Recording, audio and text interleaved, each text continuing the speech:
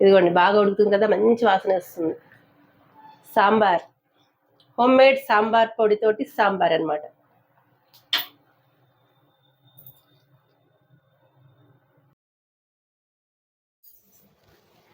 Hello అండి, అందరికీ నమస్తే. వెల్కమ్ టు వారణాసి వంటిల్లు. అందరూ ఎలా ఉన్నారు ఫ్రెండ్స్? బాగున్నారా? నేను బాగున్నాను. మనమందరం హెల్తీగా, హ్యాపీగా, ఆరోగ్యంగా ఉండాలని మనస్ఫూర్తిగా కోరుకుంటున్నాను ఫ్రెండ్స్. ఈరోజు మన ఇంట్లో ఇదిగోండి బెండకాయలు తరిగి పెట్టుకున్నాను. బెండకాయ కొత్తిమీర కారం కూర చేసుకుందాము. సూపర్గా ఉంటుంది, చాలా బాగుంటుంది. గ్రీన్ కర్రీ అనమాట. అయితే ఈ బెండకాయలు చూసారా, ఇలాగా డయాగ్నల్ గా కట్ చేసుకోవాలన్నమాట. ఇలా కట్ చేసుకుంటే చాలా బాగుంటుంది, చూడ్డానికి బాగుంటుంది, కూర తినడానికి కూడా ఇంట్రెస్టింగ్ గా ఉంటుంది. లోపల ఉప్పు కారం కూడా లోపల మంచిగా వెళ్తాయి అనమాట. ఇటు సగం ఉంటుంది కదా, అలాంటిదే. అలా అయితే కనుక మనకి పిల్లలు బాగా ఇష్టపడతారు. మా ఇంట్లో ఇలాగ కట్ చేస్తే చాలా ఇష్టపడ్డారు. మొన్న లాస్ట్ టైం కూడా ఇట్లాంటిదే చేశాను, ఇలాగే చేశాను. అందరికీ చాలా చాలా నచ్చింది అనమాట. అందుకని మళ్ళీ ఇలాగే చేయమన్నారు, అందుకని ఇలాగా డయాగ్నల్ గా కట్ చేశాను అనమాట. ఇది జిగురు రాకుండా ఉండాలంటే కనుక ఒక టిప్ చెప్తాను, తర్వాత చెప్తాను.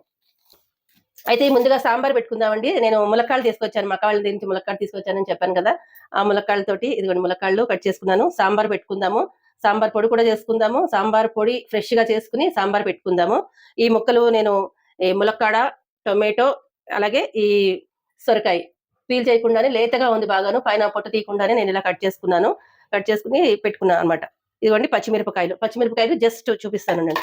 ఇలా చిన్న ఘాటు పెట్టుకున్నా, పూర్తిగా కట్ చేసేసుకోకుండా ఇలా చిన్నగా ఘాటు పెట్టుకున్నాను, కనిపిస్తుందా? అట్లా ఎక్కువ కారం అంటకుండా, ఎందుకంటే నా మనవరాలు కూడా తీయాలి కదా, అందుకని ఇలా పెట్టుకుని ఇవన్నీ ఉడికించేసుకుందాము. ముందు ఒక గిన్నెలో వేసి ఉడుకుతూ ఉంటాయి, తర్వాత కూర చేసుకుందాము, తర్వాత సాంబార్ పొడి చేసుకుందాం. అది ఉడుకుతూ ఉంటుంది, సాంబార్ పొడి చేసుకుందాం. ఓకేనా?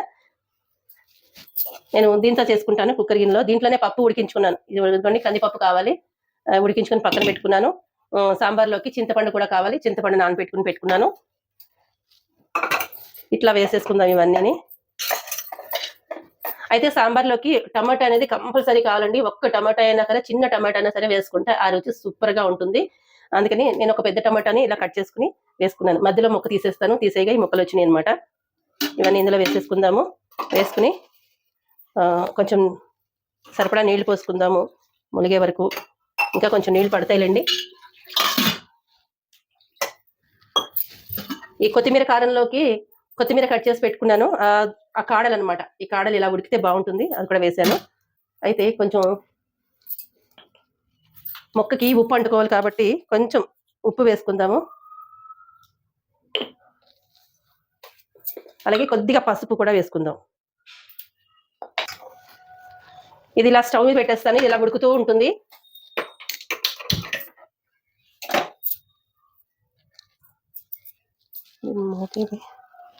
సరే, ఇదే మూత పెడదాము. ఇది ఇలా ఉడుకుతూ ఉంటుంది. ఇప్పుడు ఈ కరివేపాకు తర్వాత వేసుకుందాం పులుసులో, అదే సాంబార్లో. ఇప్పుడు ఇదిగోండి మన కొత్తిమీర కారానికి కొత్తిమీర కట్ చేసుకున్నా, కొంచెం ఎక్కువ కొత్తిమీర తీసుకున్నాను. అలాగే పచ్చిమిరపకాయలు, 4 పచ్చిమిరపకాయలు, అల్లం ముక్క చిన్నది మిగిలిపోయింది, అటు ఇటు దొరుకుతుంది, అందుకని ఈ ముక్క కూడా వేసేద్దామని చిన్న అల్లం ముక్క ఉంది, ఇది కూడా వేసేస్తున్నాను. అల్లం వేయకపోయినా పర్వాలేదు, కొత్తిమీర కారానికి అల్లం ఏం అవసరం లేదు, ఆ చిన్న ముక్క ఉంది కదా అని చెప్పి వేసేస్తున్నాను అనమాట. ఇవన్నీ ఇప్పుడు నేను మిక్సీలో వేసుకుని వస్తాను. మిక్సీలో మెత్తగా చేసుకుని తెచ్చుకుంటాను, అప్పుడు మనం కూర స్టార్ట్ చేద్దాం. లంచ్ బాక్స్ ఇవ్వాలన్నమాట, టైం అయిపోతుంది, ఇప్పటికే చాలా టైం అయింది.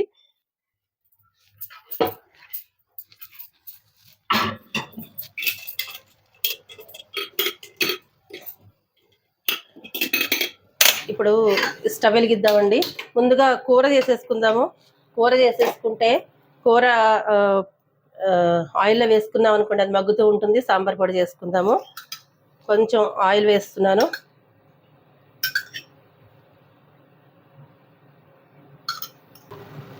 అయితే కాస్త ఆయిల్ వేడైన తర్వాత, ఈ హడావుడికి టైం అయిపోతుందని హడావుడి ఒకటి ఉంది నాకు, తొందరగా వేడవు. అయితే కొంచెం ఆవాలు వేద్దాము. ఇదిగోండి ఆవాలు చిట్పట్లాడుతున్నాయి చూసారా, అప్పుడు మనం శనగపప్పు, మీ ఇష్టం, పోపులు ఇష్టాన్ని బట్టి వేసుకోండి, ఎక్కువ తక్కువ అనేది మీకు ఇష్టాన్ని బట్టి ఎంత కావాలో అంత వేసుకోండి. నేను శనగపప్పు, కొంచెం మినపప్పు, మా ఇంట్లో పప్పులు మా అమ్మాయికి ఇష్టమని చెప్తూ ఉంటాను కదా, అందుకని కొద్దిగా వేసాను, బాగానే వేసాను. జీలకర్ర వేసేస్తాలండి. ఇంకా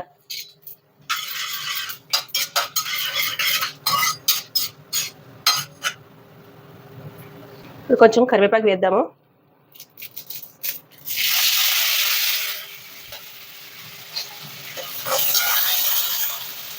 పసుపు కూడా వేద్దామండి. ఆయిల్లో వేస్తే మంచి కలర్ వస్తుంది అనమాట, అందుకని పసుపు కూడా వేసేసాను.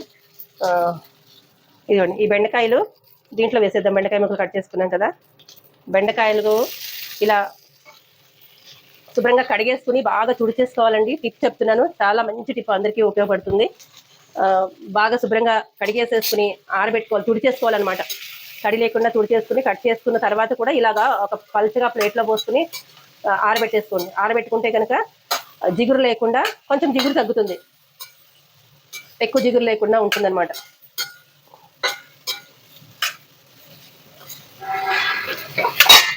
అయితే ఇప్పుడు మనం ఇదిగోండి మిక్సీలో వేసుకున్నాం కదా ఈ కొత్తిమీర కారం, ఇది కూడా వేసేద్దాము. యాక్చువల్గా పోపులో వేసేస్తే బాగుండేది, కానీ ఇప్పుడు వేస్తున్నాను నేను. మొత్తం ఇదంతా వేసేస్తున్నాను. ఇదిగోండి జార్లో కూడా తొలిపేసుకుని పోసేసుకుంటున్నాను. సరిపడా ఉప్పు కూడా వేసేసుకుంటే ఉడుకుతూ ఉంటుంది. కావాల్సిన తర్వాత మళ్ళీ చూసుకుని వేసుకోవచ్చు. ఉప్పు అనేది ముందు కొంచెం తక్కువే వేసుకోండి. దీంట్లో ఇంకా చింతపండు పులుసు అట్లాంటిది ఏది అవసరం లేదండి. మనం కొత్తిమీర కారంతో చేసుకుంటున్నాం కాబట్టి చింతపండు పులుసు అనేది వేయరనమాట. ఇలా కలిపేసుకుని శుభ్రంగా మూత పెట్టేద్దాము. మూత పెట్టేసి దీన్ని ఏం చేద్దామంటే ఆ చివరి స్టవ్ మీదకి, అక్కడ ఇంకొకటి ఉంది కదా చూడండి, అక్కడ ఆ స్టవ్ మీద పెట్టేస్తాను నేను. అలా ఉడుకుతూ ఉంటుంది. ఈలోపు ఈ కూర కూడా ముక్కలు ఇలా ఉడుకుతున్నాయి, ఉడకనేయండి. అట్లా ఉడుకుతూ ఉంటుంది. స్టవ్ ఆపేసి దీన్ని ఇటు పక్క పెట్టేద్దాం. ఇదైతే నేను సాంబార్ పొడి కొద్దిగా చేస్తున్నానండి, ఎక్కువ చేయట్లేదు. ఎక్కువ చేసుకునేది మళ్ళీ సార్ చూపిస్తాను ఏమైపోతుంది, అందుకని కొద్దిగా చేస్తున్నాను. కొంచెం ఆయిల్ వేస్తున్నాను. మామూలుగా అయితే అసలు ఆయిల్ వేయకుండా డ్రై రోస్ట్ చేసి చేసుకోవాలన్నమాట. డ్రై రోస్ట్ చేసేటప్పుడు చాలా టైం పడుతుంది. ఇప్పుడు నాకు అంత టైం లేదు, అందుకని కొన్ని రోజులు సరిపడా ఒక 1 month వరకు ఉంటుందిలేండి, ఇది ఏం కాదు. ఇదిగోండి ఈ శనగపప్పు వేసుకుంటున్నాను.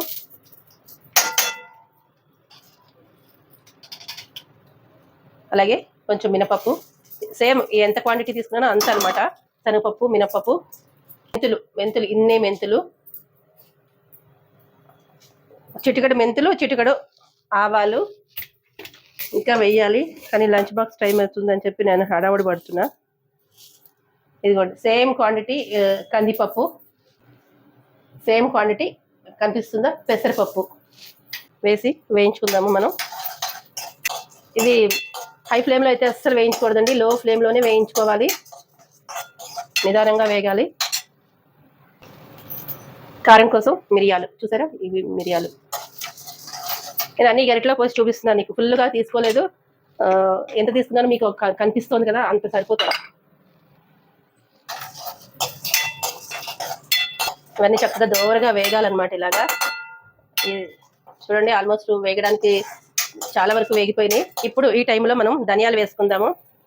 ఇదిగోండి ధనియాలు 2 ఫుల్గా తీసుకున్నాను, 2 గరిటెలు ధనియాలు వేసుకున్నాను.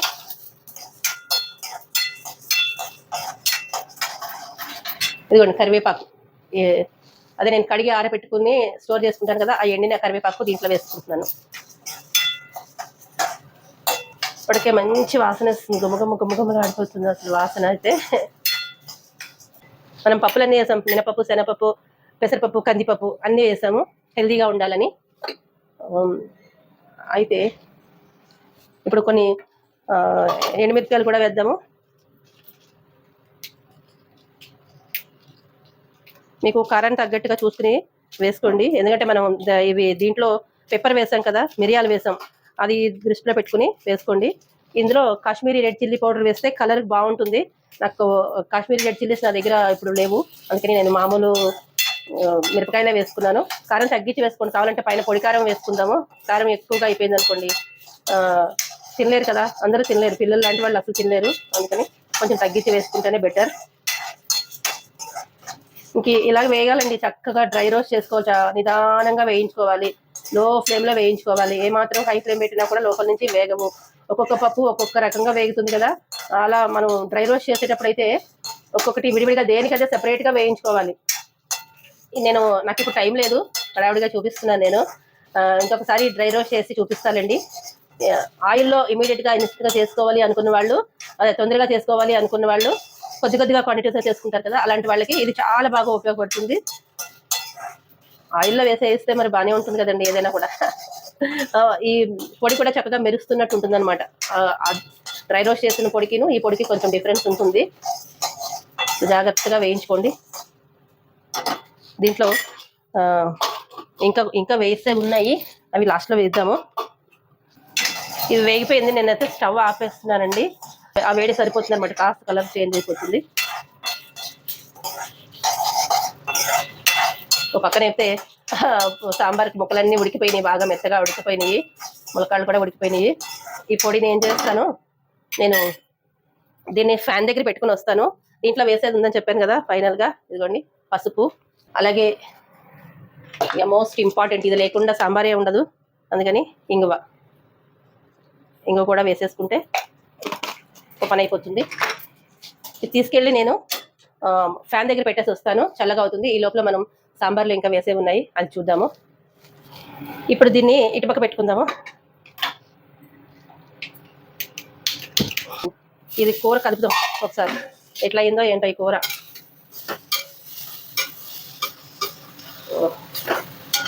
బాగానే ఉడికిపోయింది, కాస్తే లేట్ అయింది కాబట్టి కాస్త అడుగైతే పట్టేస్తుంది. వేయిస్తున్నాను కదా సాంబార్ పొడి, వేయించడంలో ఇది కొంచెం అడుగు పట్టింది. ఏం కాదులేండి, కొంచెం ఆయిల్ వేసి మూత పెట్టేద్దాం.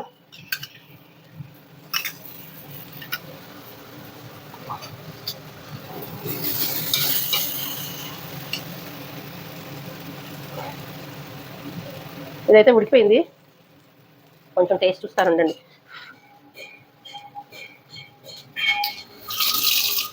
కొద్దిగా సాల్ట్ తక్కువైంది, వేసేస్తాను. ఇదిగో సాల్ట్ తక్కువైందండి కొంచెం.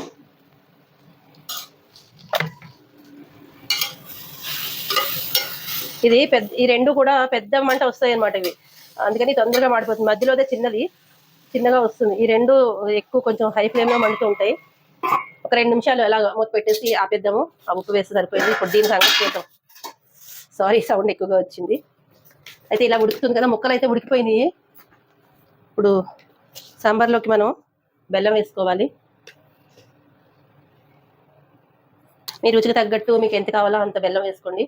ఇప్పుడు ఈ చింతపండు నానబెట్టాం కదా, ఈ చింతపండు కూడా పులుసు పిసికేసి పోసేద్దాం దీంట్లో. టమాటా పులుపు ఉంటుంది కదా, ఆ పులుపుకి తగ్గట్టుగా చూసుకుని వేసుకోండి. సాంబార్ మరీ పుల్లగా ఉంటే బాగుండదు. నేనైతే నానబెట్టుకుని చింతపండు, ఇదిగోండి ఈ చింతపండు నానబెట్టుకున్నా, నాకు ఇది సరిపోతుంది పులుపు. కొంచెం నీళ్ళు పోద్దాం, ఇదే గట్టిగా కలిపిద్దాం.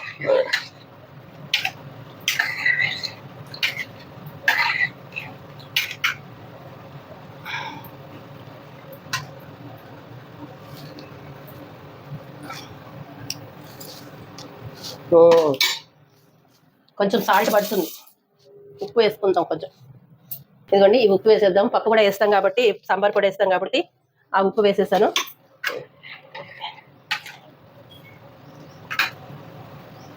ఇలా మరుగుతూ ఉంటుంది. మీకు ఎంత పలుచగా కావాలో చూసుకుని నీళ్లు పోసుకోవడమే. నేను ఇంకో కొద్దిగా నీళ్ళు కూడా పోస్తాను, ఎందుకంటే పలుచగా ఉండాలి సాంబార్ అనేది. మాకు ఇడ్లీలో కూడా రావాలి కాబట్టి దీని నిండా పెట్టేస్తే సరిపోతుంది. ఇది ఆపేద్దాం, అయిపోయిందండి. ఇది నేను ఆపేసాను స్టవ్ని. ఇదిగోండి ఇది ఇందులో వేసేద్దాం. ఈ చల్లగా కొంచెం వేడిగానే ఉంది, అయినా సరే నేను ఇందులో వేసేసి మిక్సీలో వేసేసుకొస్తా, పౌడర్ చేసుకొస్తా.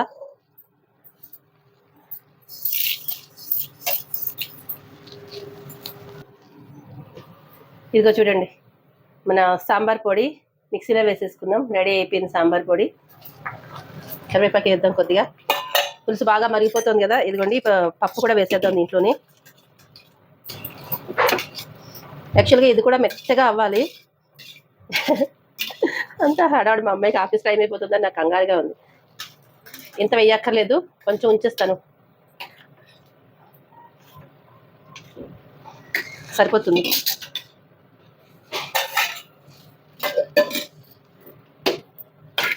అయితే ఇదిగోండి మన సాంబార్ పొడి.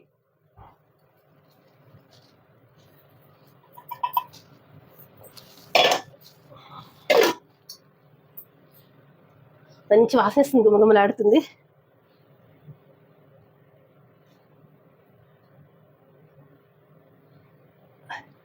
దీంట్లో కొంచెం వేసేద్దాం.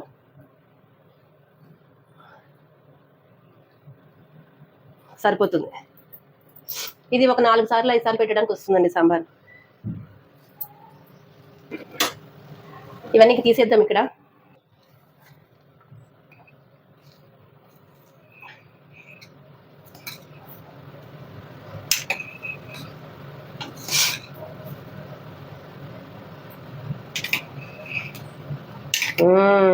మంచి వాసన వస్తుంది.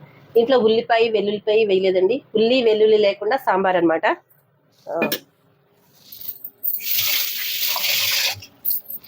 ఫైనల్గా పోపు పెట్టుకోవాలి కదా, అది కూడా పెట్టేసుకుందాము.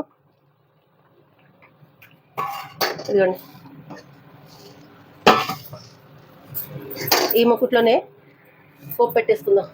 నెయ్యి వేస్తున్నానండి పోపుకి. నేతి పోపు పెట్టుకుందాం. కొంచెం ఒక 2 మెంతి గింజలు, ఆవాలు,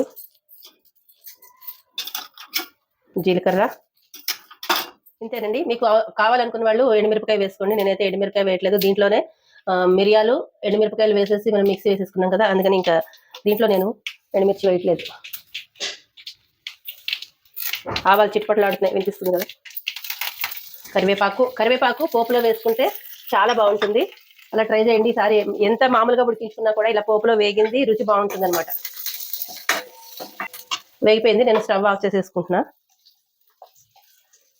నేను ఇందులో పొడిలో ఇంగు వేసాను, అయినా కూడా నేను పైన ఇలా వేస్తానన్నమాట. ఇంగు బాగుంటుంది. సాంబార్కి ఇంగు లేనిదే సాంబారు బాగుండదు, అందుకని నేను ఇలా వేసుకుంటున్నాను.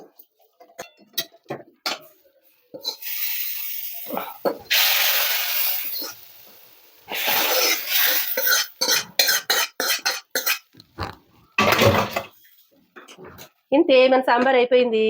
ఒకవేళ మీకు వెల్లుల్లిపాయలు కావాల్సిన వాళ్ళు ఇలా పోపులో వేసినప్పుడు పోపులో ఒక్కసారి వేయించేసుకున్నా వేసుకోవచ్చు, లేదంటే ఇలా ఉన్న ఉడకపెట్టుకోవచ్చు. ఒక్కసారి మరిగింది అనుకోండి, మనం స్టవ్ ఆఫ్ చేసేసుకుందాము. ఫైనల్గా కొత్తిమీర కూడా వేసేసుకుందాం.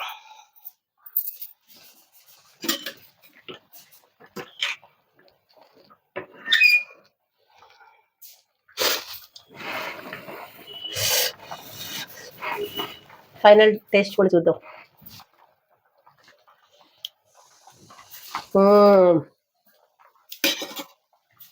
సూపర్గా ఉంది.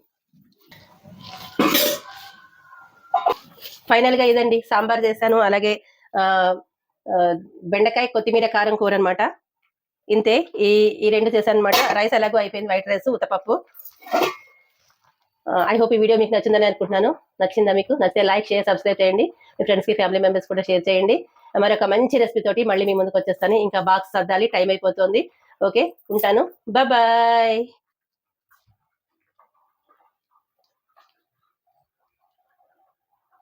వాసన గుమగుమలు ఆడిపోతుంది, ఇల్లంతా వాసన వస్తుంది అసలు. ఇదిగోండి, బాగా ఉడుకుతుంది కదా, మంచి వాసన వస్తుంది. సాంబార్, హోమ్ మేడ్ సాంబార్ పొడితోటి సాంబార్ అనమాట.